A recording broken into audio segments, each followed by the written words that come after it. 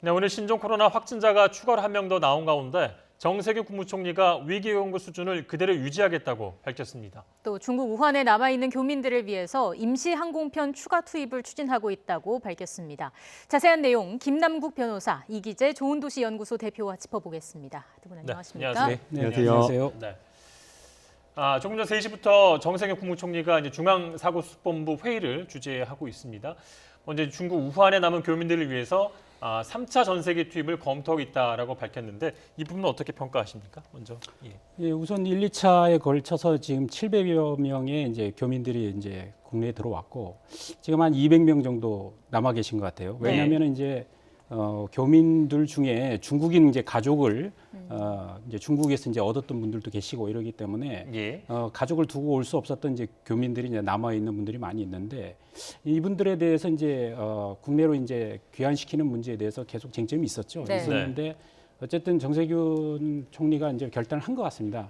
이걸 두고서는 사실 평가를 여러 가지로 해볼 측면이 있어요. 왜냐하면은 국가가 이 한 명의 국민이라도 정말 안전하게 보호해야 된다는 그런 의무와 동시에 이렇게 또 국내로 진입시켰을 때 또 다른 이 확산 우려, 그 국내 피해 우려에 대한 그 동전의 양면이 있는 거거든요. 그래서 정부로서는 사실 판단이 신중할 수밖에 없는데 결국 뭐 정세균 총리가 그렇게 판단을 했고 그래서 가장 중요한 것은 결국은 뭐 약간 좀 소영웅주의나 뭐 애국주의, 뭐 민족주의 이런 어떤 가치의 문제보다는 정말 실용적으로 판단해서 어떤 것이 정말 우리 국내에 확산을 방지할 것이며 또한 그 외국이 중국에 있는 분들을 보호할 것인가라는 좀 실용적인 측면에 접근한다면 충분히 판단할 수 있는 문제라고 생각합니다. 또 위기 경보와 관련해서도 언급이 있었습니다. 지금 현재 수준으로 유지한다라고 밝혔는데 적절한 판단이라고 보시는지요? 네, 전문가의 권고에 따라서 그 의견을 좀 받아들인 것으로 보입니다. 이제 경계 이상으로 가게 되면 이제 심각 단계로 가게 되는데요. 만약에 확진자가 늘어난다거나 아니면 확진 판정을 받은 사람들 중에서 중증 환자가 늘어났다라고 한다면 사실상 이 경계 단계를 올리는 게 맞다라고 보이는데요. 그러나 지금 현재 우리나라가 하고 있는 이 신종 코로나와 관련된 이 감염병을 관리하고 있는 체계를 보게 되면 전부 다 그 정부에서 다 관리하고 있는 그 안에 다 포함되어 있기 때문에 여러 가지 역학조사라든가 이런 것을 벗어난 것이 없다라고 지금 판단해서 관리가 충분히 가능하다. 그리고 확진자가 늘어나는 속도라든가 이런 것들을 보면 추세라든가 추이라든가 이런 것들을 평가할 수가 있는데 확진자가 오늘 25번째 확진자가 발견되기는 했지만 추가적인 어떤 추이나 이러한 증가 속도가 낮다라는 점을 아마 고려해서 현재 유지한 것으로 보이고요. 결국에는 이 신종 코로나의 어떤 확산이라든가 이러한 것들을 단계 이렇게 대응하는 게 굉장히 중요하다고 보입니다. 이 정부의 역할은 초기 대응이 굉장히 좀 잘하고 있다, 단호하고 선제적으로 잘하고 있다라고 지금 평가를 받고 있는 반면 국회가 좀 더딘 것 같습니다. 이번 주였죠. 이번 주에 특위를 만들겠다라고 했는데 우한이라고 하는 명칭을 쓰느냐라고는 사실 어떻게 보면 논의할 가치조차 없는 걸로 이 특위가 자체가 구성이 되지 않고 있다라고 이야기를 하고 있고요. 그렇기 때문에 이런 어떤 국회 차원에서 지원할 수 있는 부분을 특위가 좀 빨리 구성이 돼가지고 여러 경제적인 지원이나 이런 부분을 좀 해결해야 되지 않나라는 생각이 듭니다. 오늘 뭐 대통령이 그 격리돼 있는 진천과 또 아산을 방문하기도 했는데 어떤 정부의 대응 시스템에 대한 자신감이 좀 깔려 있다라고 좀 보여지고요. 정치권 얘기로 좀 넘어가 보도록 하겠습니다. 말씀하신 것처럼 신종 코로나가 이제 종식되기까지는 아직 갈 길이 먼데 정치권이 여전히 좀 입씨름만 벌이고 있는 그런 모습입니다. 얘기를 듣고 오겠습니다. 마음은 콩밭에 가 있는 것이 아닌지 의심스럽습니다. 국민 안전이 위협받는 상황에서 국회를 태업한 책임은 전적으로 자유한국당이 중국 눈치만 살피며 특위 명칭에 우한이라는 단어도 못 쓰게 하는 여당입니다. 그런 사람들이 특단의 대책 운운할 자격이 있는지 묻고 싶습니다. 네, 결국은 이제 한국당은 정부가 헛발질만 좀 한다는 거고 또 여당은 한국당이 좀 딴전을 피우면서 태업을 좀 한다는 건데 이런 그 평가에 대해서 어떻게 보십니까? 일단 국민 입장에서 보면 사실 그 민주당의 의견이나 한국당의 의견이나 눈살을 찌푸릴 수밖에 없는 의견이죠. 왜냐하면은 지금 뭐 특위의 명칭이나 이런 게 뭐 중요한 건 절대 아니지 않습니까? 그렇기 때문에 결국은 뭐 국회 계류 중인 뭐 검역법의 문제나 혹은 이제 피해 대책에 대한 문제나 이런 것들을 이제 정치권이 선제적으로 논의를 할 수 있겠죠. 그런데 중요한 거는 사실은 지금은 정치권이 그렇게 크게 앞서 나가면서 할 일이 없는 겁니다. 지금은 오히려 정부가 일을 해야 되는 거고 예. 정치권에서는 오히려 이러한 사태 이후에 이런 것을 법적 제도적 측면에서 어떻게 정비할 것인지 그리고 후속적으로 어떤 피해에 대한 대책을 세울 것인지를 정말 물밑에서 긴밀한 대화를 통해서 해결해야 되는 문제이지 네. 이거를 정쟁의 도구화하면 절대 안 된다. 이런 문제에 대해서는 결국 국민들이 굉장히 용납하기 어려운 문제로 이렇게 치부할 거라고 봅니다. 예, 예. 대책에 대한 논의가 필요한 시점이다라고 말씀을 해주셨고요. 자, 이런 가운데 총선이 지금 이제 2달 남짓 남았습니다. 정치권도 본격 레이스에 돌입한 만큼 오늘 새로운 뉴스들이 쏟아졌는데요. 먼저 새로운 보수당 유승민 보수재건위원장이 총선 불출마를 선언했습니다. 이 내용 들어보겠습니다. 새로운 보수당과 자유한국당의 신설 합당을 추진하겠습니다. 자유한국당은 변한 게 없는데 합당으로 과연 국민의 마음을 얻을 수 있을까? 지금 이 순간 제가 할 수 있는 건 저 자신을 내려놓는 것뿐입니다. 보수가 힘을 합치라는 국민의 뜻에 따르겠지만 그와 동시에 개혁 보수를 향한 저의 진심을 남기기 위해 오늘 저는 총선 불출마를 선언합니다. 네, 좀 유의미한 발언들 몇 개를 짚어봐야겠습니다. 먼저 새보수당과 자유한국당의 신설 합당을 추진하겠다. 이게 뭐 새보수당이 한국당에 흡수된다기보다는 어떤 새로운 당명으로 새로운 정당을 창당하겠다는 의미로 보이는데 어떻게 보세요? 빠르게 좀 진행이 될까요? 그렇죠. 오늘 사실 유승민 대표의 이제 신설합당 발언을 하면서 이제 보수 통합을 하겠다는 발언이 보수 진영에서는 굉장히 큰 희소식입니다. 예. 통합을 바랬던. 그런데 이제 그래서 이제 한 8부 능선은 넘었다 이렇게 보고. 근데 원래 이제 악마는 디테일에 있다고 하지 않습니까? 예. 결국 이제 큰 틀에서 합의를 하는데 그럼 어떻게 통합할 것인가의 네. 문제를 갖고 이제 쟁점이 있을 텐데 지금까지 이제 제기됐던 게 크게 세 가지거든요. 하나는 신설합당, 두 번째는 흡수합당. 요거는 정당법에 있는 내용입니다. 예. 네. 그리고 박형준 혁신통합추진위원회가 추진하고 있는 제3지대 통합. 요게 지금 현재 혁통이라는 형태로 추진하고 있는 건데 예. 요 부분에 대해서 지금 오늘 유승민 대표가 분리의 선을 그었다고 봐야 됩니다. 왜냐하면 이제 흡수 합당의 부분은 당연히 정당법에 있지만 새 보수당 입장에서 받아들일 이유가 여지가 전혀 없는 것이었고요. 다만 이제 신설합당이냐 제3지대 합당이냐 두 가지를 놓고 고민했을 때 이제 새롭게 그러니까 한국당이나 새로운 보수당 외에 다른 정당을 차려놓고 여기에 들어가서 합당을 하느냐 네. 아니면 두 당이 주체가 돼서 신설 합당을 하느냐 정당법에 근거한 요거가 쟁점이었는데 네. 지금 사실 박형준 비대위에 대해서 약간 혁통에 대해서 분리해서는 건 거거든요. 그래서 양당 주도로 가자라고 사실 선언한 거라고 봐야 됩니다. 예. 저는 오히려 이게 형식의 문제가 아니라 내용의 문제라고 생각이 됩니다. 지금 이제 유승민 의원이 인터뷰를 하면서 내가 지금 할 수 있는 것은 총선 불출마, 그러니까 나를 내려놓는 것밖에 없다라고 이렇게 이야기를 했는데요. 예. 예. 결국 그 말은 바꿔 말하면 보수 통합이 실패했다라는 그 말로 들릴 수밖에 없습니다.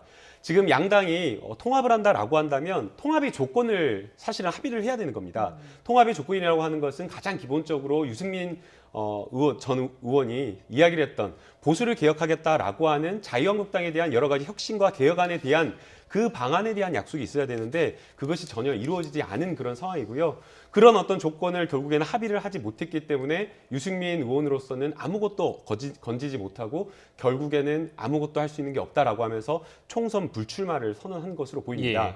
이렇게 이제 끌려갈 수밖에 없었던 이유가 있었는데요. 총선과 관련된 시간은 굉장히 지금 가까워지는 그런 상황에서 새보수당의 지지율과 자유한국당의 지지율을 보면 보수 통합이 되지 않은 상태에서 그냥 선거를 출마하면은 그야말로 선거 연대로 해가지고 각 당의 지지율 가지고 싸울 수밖에 예. 없는데 네. 새보수당의 출마를 앞두고 있는 의원들은 결코 이 상황을 받아들일 수가 없는 겁니다. 예. 필패니까요. 그러다 보니까 결국 시간에 쫓겨서 결국 이렇게 보수 통합을 이루지 못했다라고 생각이 드는데요. 예. 그렇기 때문에 지금 이러한 어떤 실패한 보수 통합에 대한 평가가 굉장히 굉장히 낮게 평가가 될 것으로 좀 생각이 들고요.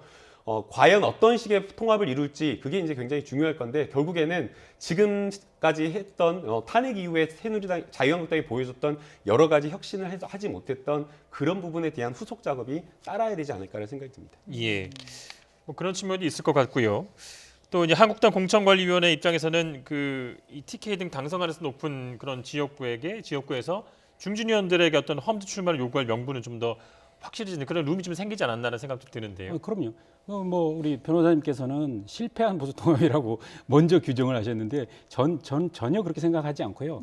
이제 보수통합이야말로 진짜 이제 시작이 됐다 이렇게 봅니다. 왜냐하면 두 분의 결단이 사실 지금 필요했었잖아요. 네. 하나는 그 황교안 대표의 종로 출마.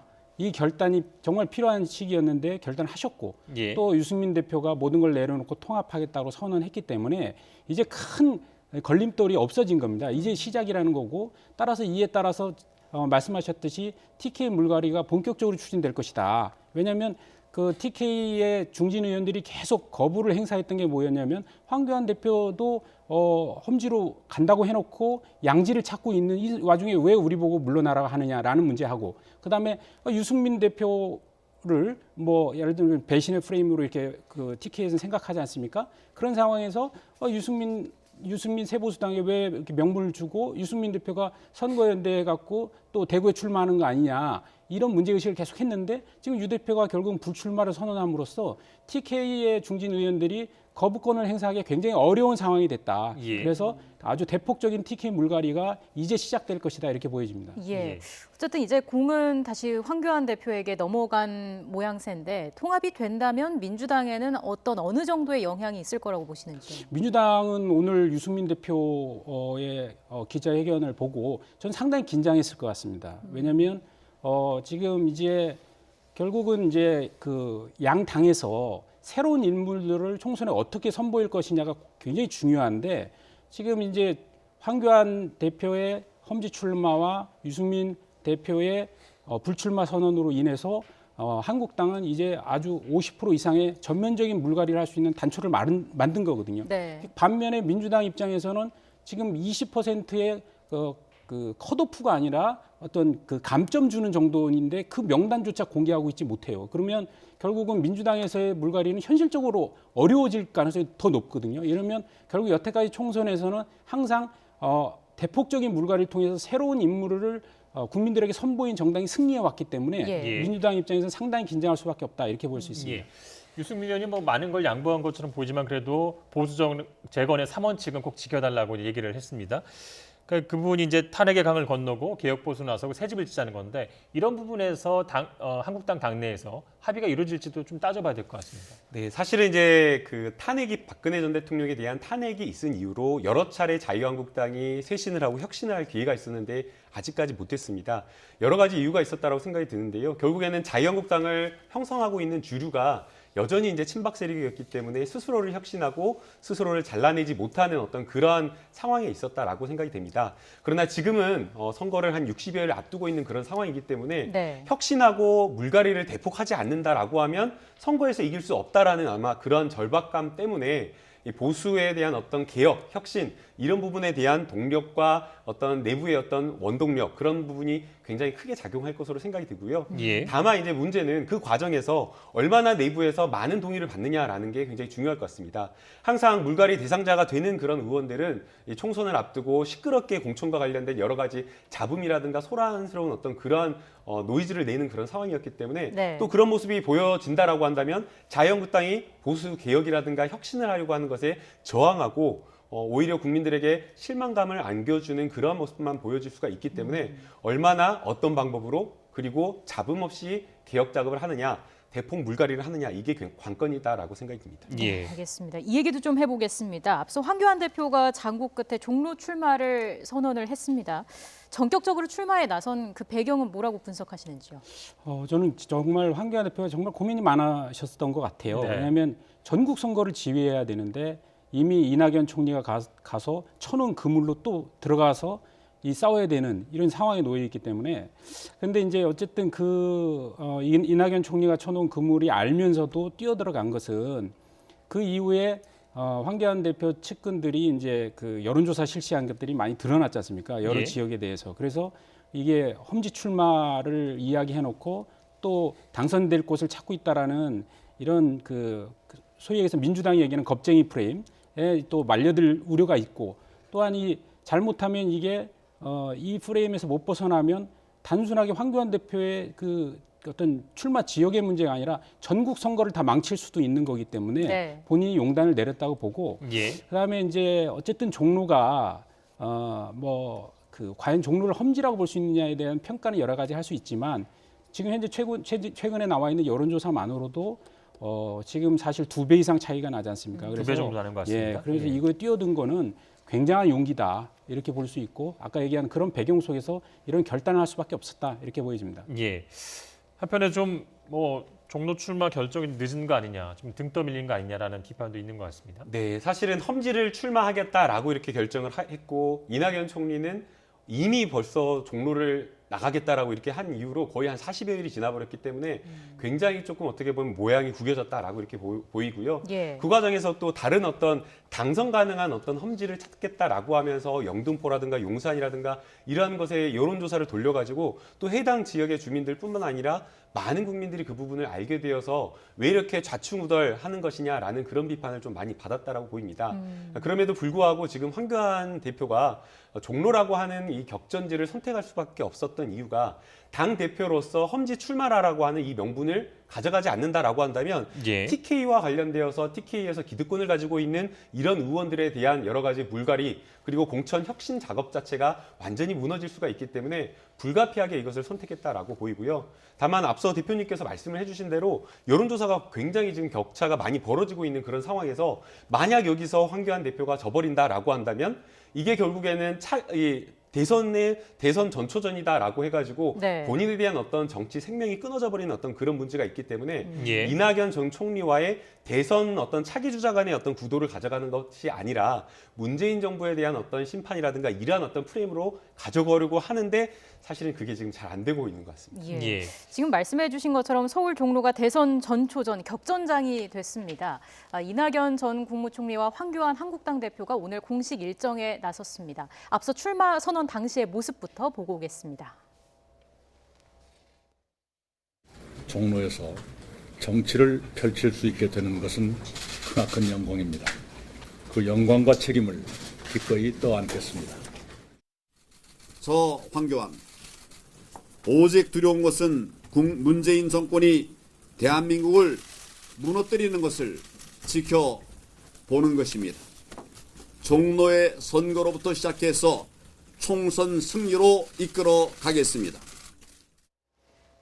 네. 최근에 뭐 여론조사를 말씀해 주셔서 좀 찾아봤는데 가장 최근에 이제 SBS가 조사한 게 있더라고요. 지난 2일에 발표됐고 종로 구민 500명을 대상으로 조사했는데 이낙연 총리가 53.2% 그리고 황교안 대표가 26%가 나온 조사가 있었습니다. 지금 황교안 대표 같은 경우에는 문재인 대통령을 겨냥한 정권 심판론을 내세웠는데 아무래도 이 전 총리도 야당 심판 프레임을 내걸 가능성이 좀 높지 않겠습니까? 이게 종로가 좀 특수한 지역구입니다. 예. 쭉 이제 과거의 역대 선거 통계나 이런 것들을 보면 진보적 가치, 보수적 가치 아니면은 그 당시 선거의 어떤 주요한 이슈나 어젠더를 가지고 투표를 했던 것이 아니라 인물 중심의 투표가 상당히 많았습니다. 그러니까 큰 정치 그리고 성장할 수 있는 그런 정치인에게 투표를 해주는 어떤 그러한 종로의 특성이 있었기 때문에 그리고 이제 그러한 점 때문에 종로가 선거의 1번지다라고 이렇게 평가를 받고 있기 때문에 사실상 지금 누가 더 대선 적합도가 높으냐 그리고 지금 누가 더 대세이냐 그리고 미래의 어떤 정치적인 이미지를 누가 보여주고 있느냐라는 이러한 것들이 굉장히 투표의 척도가 될 것으로 보이고요. 이미지나 이러한 것들을 보면 황교안 전 대표는 사실은 안타깝게도 박근혜 정부의 국무총리를 했다라는 것 때문에 과거의 인물이다라는 이런 평가가 있는가 하는 반면 지금 이 이낙연 총리 같은 경우에는 두루 진보뿐만 아니라 굉장히 좀 온건하고 합리적인 어떤 말과 이러한 어떤 행정을 보여줌으로써 중도의 어떤 표심 그리고 통합의 가치를 가져가고 있는 그런 상황이기 때문에 이미지라든가 향후의 어떤 미래 가치나 이러한 것들을 보면 황교안 전 대표가 과연 남은 이 기간 60여일 동안 뒤집는다라는 게 좀 쉽지는 않지 않을까라는 생각이 듭니다. 예, 혹시 같은 네. 입장이십니까? 아니 저기 뭐 비슷하긴 한데요. 우선은 그러니까 종로라는 지역이 사실 박진 의원이 뭐 3선을 했었지만 정세균 총리로 정세균 의원으로 가기 전에 지금 현재 총리시지만 근데 15대 때부터 지금 20대 때까지 이제 그래프를 보면 실제로 민주당 지지율이 계속 상승합니다. 예를 들어서 이종찬 옛날에 새정치국민회의 때 후보가 나왔을 때 한 33%였다가 이번에 이제 20대 때 이제 정세균 이제 후보가 당시 52.6%를 넘었죠. 했는데 예. 이게 점진적으로 계속 상승하거든요. 그러니까 이게 각 지역마다 이게 그 어떻게 보면 보수 진영의 그 저기 지지율 서서히 올라가기도 하고 꺾여가기도 하는데 종로라는 것이 전체적으로 좀 민주당세가 좀 강화되는 측면을 보여왔다는 점이 있고 또 하나는 지금 그 자리는 어쨌든 지금 정세균 총리가 그 재선을 하면서 또 다져놓았고 그 조직을 그대로 이낙연 총리는 이어받은 겁니다. 하지만 황교안 총리는 갔을 때 지금 종로에는 한국당 조직세가 거의 와해됐다고 봐야 됩니다. 왜냐하면 그 직전에 있었던 오세훈 후보가 그 출마한 이후에 광진으로 자리를 옮기면서 실제로 주인이 없고 조직 관리가 안 돼 있어요. 그래서 그 이후에 지금 황교안 대표가 간다 하더라도 지금 새롭게 조직을 만들고 하기보다는 본인도 또 전국적인 당대표로서의 선거를 지휘 관리해야 되기 때문에 현실적으로 쉽지 않은 싸움이 될 것이다 이렇게 보여지고 다만 현재 이미 아까 말씀하셨듯이 여론조사상에서 53대 27이라는 한 6%의 차이가 예. 있지 않습니까? 네. 그러면 이 26%의 차이가 지금 현재는 바닥권일 거라고 저는 봅니다. 이게 진행이 되면서 선거가 이제 진행이 되고 선거 운동이 개시되면 이게 이제 따라 붙을 텐데 이게 10%대로 쫓아가고 한 자릿수로 쫓아가고 5%대로 붙으면 황교안 대표는 상당한 탄력을 받을 거고 이게 전국적인 선거에 한국당에게는 굉장히 유리한 구도를 만들어줄 수 있다. 따라서 종로의 승패와 무관하게 황교안 대표의 희생이 전국적 선거에 영향을 미친다면 황교안 대표는 이 종로에서 패배하더라도 예. 본인은 정치적으로 반드시 재생할 길이 있을 수 있다 이렇게 볼 수 있습니다. 예. 그럼 명분을 좀 기대하고 있는 것 같고요. 다음 주제 좀 넘어가 보도록 하겠습니다. 자유한국당과 이 세보수당이 합당이 속도를 내는 가운데 안철수 전 바른미래당 의원이 이끄는 이 국민당이 이 창당 발기인 대회를 열었습니다. 앞서 안철수 신당이라는 이름을 내걸었지만 선관위에서 인정이 되지 않았고요. 어쨌든 이름을 떠나서 이 과거에 안철수 바람을 기대할 수 있겠느냐 이것이 관건인데 어떻게 보십니까? 네, 지금 현재 여론조사 나온 걸 보면 부정적으로 좀 평가를 할 수밖에 없는 것 같습니다. 안철수 대표가 가졌던 것이 결국 새 정치에 대한 많은 국민들의 기대를 한 몸에 받고 있었던 그런 상황이었는데요. 네. 그러나 벌써 안철수 대표가 정치에 투신한 지 벌써 10년 가까이가 돼버린 그런 상황이고 10년 가까이 되는 동안 많은 국민들이 가지고 있었던 의문은 도대체 안철수 대표가 하려고 했던 이 새 정치가 무엇이냐라는 부분에 대한 의문과 오히려 그런 부분에 대한 궁금증만 쌓여버린 것 같습니다. 예. 그렇다 보니까 어떤 결과물을 만들어내지 못하고 그리고 어떤 정책적인 사안에 대해서 본인이 가지고 있는 뚜렷한 어떤 신념을 가지고 결정을 하거나 의사표시를 하는 부분에 있어서 굉장히 조금 미숙한 모습을 보여줬기 때문에 과연 안철수 대표가 진보냐 보수냐 이런 것을 떠나서 국가의 어떤 경영과 관련된 충분한 어떤 의사결정 과정에서 고민이 있었는가라는 근본적인 물음을 가지게 된 것 같습니다. 예. 그래서 여론조사가 사실은 처음에 나왔을 때 안철수 신당이라는 이름을 넣고 돌렸을 때 그래도 최소한 한 7, 8%, 10% 가까이 나올 수 있는 것을 기대를 했는데 아마 3%라고 하는 이 여론조사 결과를 받아보고 굉장히 많이 실망했을 것으로 보이고요. 이게 안철수 신당이라고 하는 안철수 이름을 넣었을 때 이렇게 여론조사가 나왔는데 예. 안철수 신당이라고 하는 그 안철수 이름을 뺐을 때에는 더 낮아질 수 있다는 가능성을 생각을 해보면 결국에는 독자 신당으로서의 생존 가능성이 지금으로서는 굉장히 좀 불투명해졌다고 평가를 해야 될 것 근데 같습니다. 정치인들이 보면요, 이 자기가 보고 싶은 걸 보거든요. 객관적으로 안 보고 자기가 보고 싶은 걸 봅니다. 내가 네. 볼 때는 안철수 대표는 이번에 여론조사에서 안철수 신당이 3% 얻은 걸 안 보고 무당층의 31%를 보고 있을 겁니다. 예. 네, 그래서 무당층이 이렇게 많으니까 나에게 기회가 있다 이렇게 볼 텐데 저는 좀 객관화시켜서 그 과거의 안철수가 아님을 좀 알아야 된다. 그리고 국민 여론을 좀 많이 듣고 네. 어떤 독자 신당보다는 본인이 들어왔을 때 어쨌든 문재인 정부의 실정에 대해서 어마어마하게 비판을 했지 않습니까?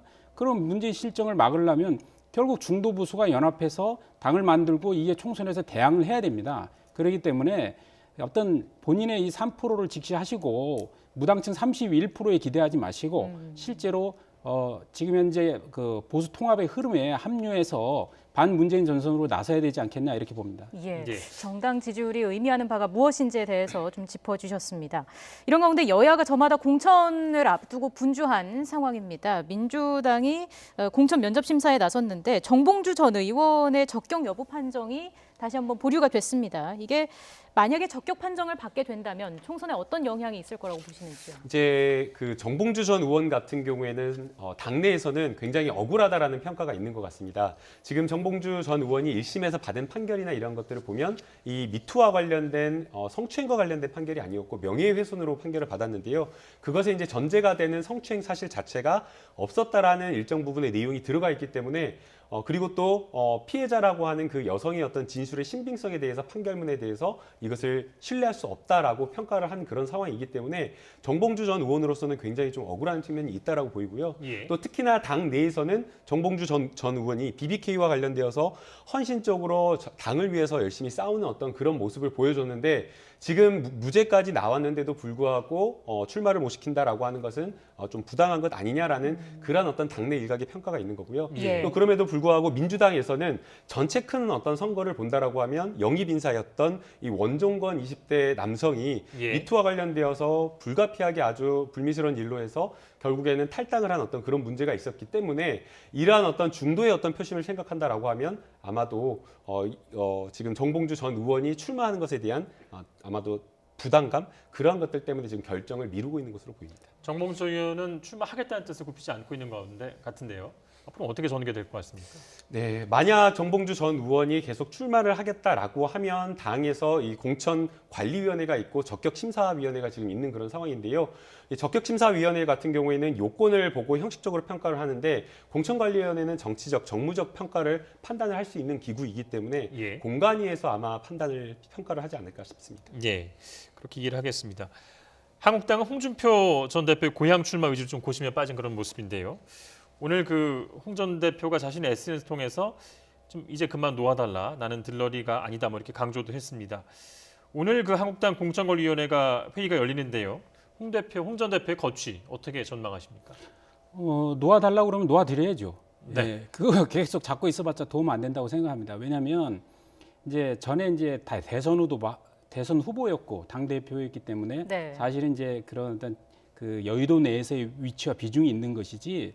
실제로 국민적으로 볼 때는 결국 이 인지도와 지지도가 있지 않습니까? 인지도는 어마어마하게 높죠. 그러나 지지도가 홍 대표에 대한 지지도가 높다고 볼 수 없거든요. 그래서 실제로 만약에 수도권 서울로 차출해서 어디 출마시키면 수도권의 서울의 오히려 선거를 망칠 수 있습니다. 그렇기 때문에 당 지도부가 현명한 판단을 해야 되고 그래서 홍 대표께서 놓아달라면 놓아주면 될 일이고 그럼 예. 무소속으로 출마해서 살아 돌아오시면 되고 예. 놓아달라는 뜻이 그 뜻이 아니라 본인의 고향에 출마하겠다는 뜻 아닙니까? 그러니까 고향에 출마해서 무소속으로 출마하시면 되는 거잖아요. 예. 이걸 이제 본인이 출마하는데 당에서 이제 공천을 받겠다라는 건데 예. 당에서는 이제 그거에 대해서 이 전국 선거를 봐야 되지 않습니까? 단순하게 이제 홍준표 개인의 문제가 대표 개인의 문제가 아니기 때문에 전국 선거를 어떻게 할 것이냐라고 볼 때는 아까 말씀드렸다시피 예. 홍 대표 개인의 판단에 맡겨야 된다. 예. 당에서는 공천을 줄 수 없는 거죠. 그 고향에 대해서는. 예, 다른 분이 공천을 하고 네. 예. 무소속 나가시는 거에 대해서는 어쩔 수 없는 거죠.